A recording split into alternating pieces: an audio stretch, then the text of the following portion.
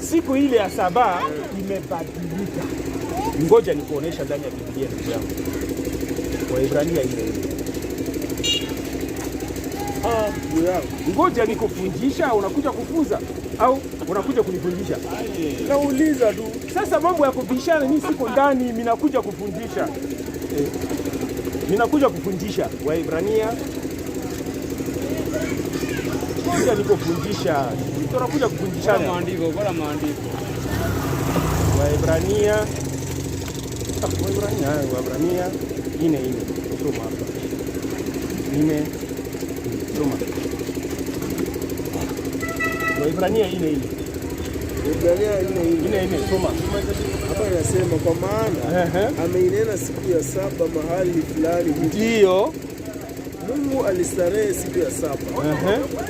Akaziacha kazi zake zote. Ndio. Na hapo napo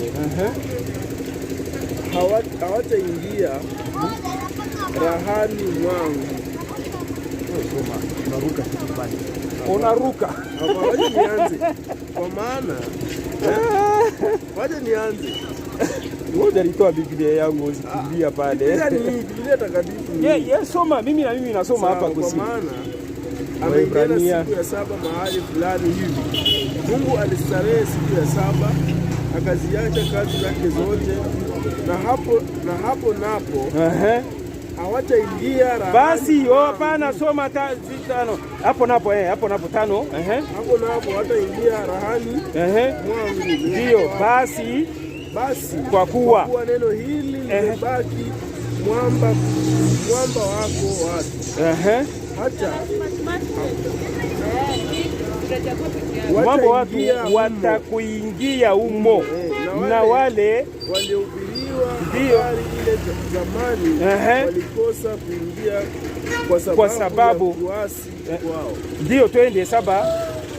Akaweka tena fulani. Ndio. Akisema katika Daudi baada ya muda mwingi namna hii leo kama ilivyo neno tangu zamani.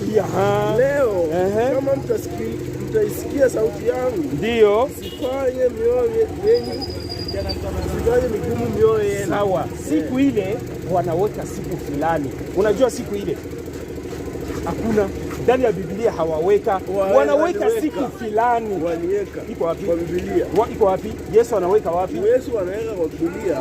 Hii ni Ibrania, hata baada ya Yesu ni barua kwa Waibrania. Barua kwa Waibrania, Yesu anaishaenda.